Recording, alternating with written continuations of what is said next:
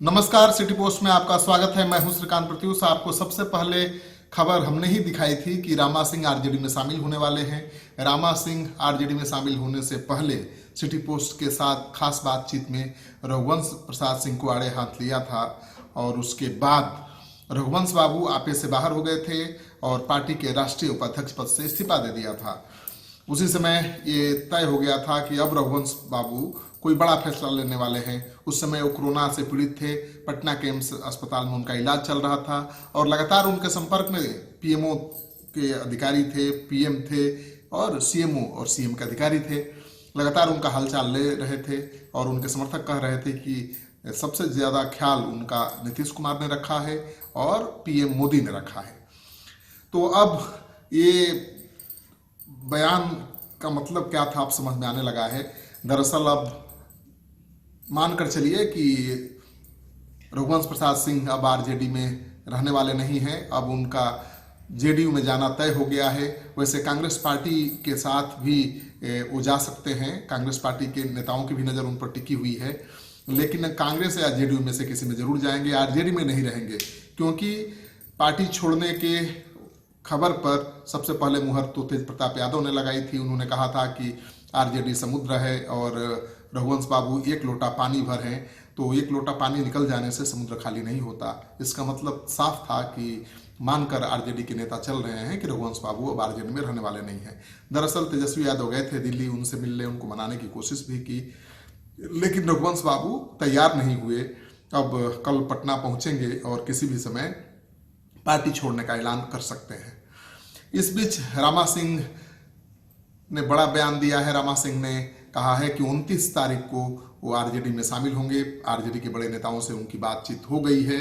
रामा सिंह ने जोरदार हमला किया है रघुवंश प्रसाद सिंह पर और कहा है कि पार्टी किसी की बपौती है नहीं, पार्टी किसी एक व्यक्ति की होती नहीं है, पार्टी बहुत बड़ी होती है किसी भी नेता से, और पार्टी ने फैसला किया है मुझे शामिल कराने का, तो मैं शामिल होऊंगा।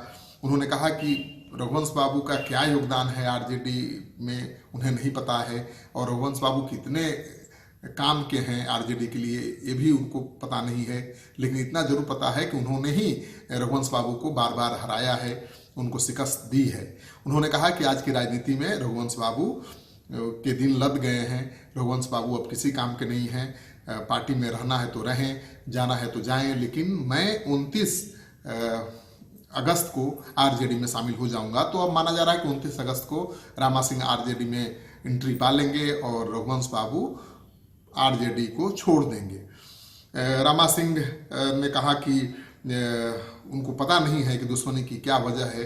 रामा सिंह ने ये भी कहा कि आरजेडी में रघुवंश बाबू थे तब भी उन्होंने रामविलास पासवान के खिलाफ, नीतीश कुमार के खिलाफ खूब बयान दिया। अब आरजेडी छोड़ रहे हैं तो उनको नीतीश कुमार अच्छे लगने लगे हैं। तो रामा सिंह जितना हमला कर सकते थे उतना हमला किया है। इसका मतलब तो अब साफ है कि तेज प्रताप यादव ने उनको लोटा भर पानी बता दिया। रामा सिंह 29 तारीख को आरजेडी में शामिल होने का ऐलान कर रहे हैं और ये भी रघुवंश बाबू को उनके औकात भी बता रहे हैं। तो इसका मतलब है कि अब रामा सिंह की पार्टी में एंट्री तय हो गई है और रघुवंश बाबू का पार्टी से जाना निश्चित हो गया है। लेकिन रघुवंश बाबू जेडीयू में जाएंगे या फिर कांग्रेस में, ये सबसे बड़ा सवाल है। क्योंकि रघुवंश बाबू कांग्रेस से बहुत करीब रहे हैं, नीतीश कुमार के खिलाफ हमेशा बोलते रहे हैं, तो किसके साथ जाएंगे ये खपाना बड़ा मुश्किल है। लेकिन कांग्रेस के बड़े नेताओं का कहना है कि पार्टी के स्तर पर उनसे बातचीत चल रही है और आने वाले 1-2 दिनों में कोई बड़ा फैसला हो सकता है। अब रघुवंश बाबू को तय करना है। उनको लेने के लिए तो बीजेपी भी तैयार है, जेडीयू भी तैयार है और कांग्रेस भी बाहें फैलाई हुई है। तो रघुवंश बाबू किसके साथ जाते हैं उनको तय करना है। तो रघुवंश बाबू 1-2 दिनों के अंदर पटना आएंगे दिल्ली से और अपना बड़ा फैसला सुनाएंगे। इस वीडियो को ज़्यादा से ज़्यादा लोगों के साथ शेयर करिए ताकि लोगों को पता चले कि अब रघुवंश बाबू की आरजेडी से विदाई होने वाली है और रामा सिंह को आरजेडी में एंट्री मिलने वाली है। आपका सहयोग समर्थन लगातार मिल रहा है, इसे बनाए रखिएगा। अगर आपने अब तक हमारा चैनल सब्सक्राइब नहीं किया है तो जरूर कर लीजिएगा। आपका सहयोग समर्थन सिटी पोस्ट के लिए बहुत मायने रखता है।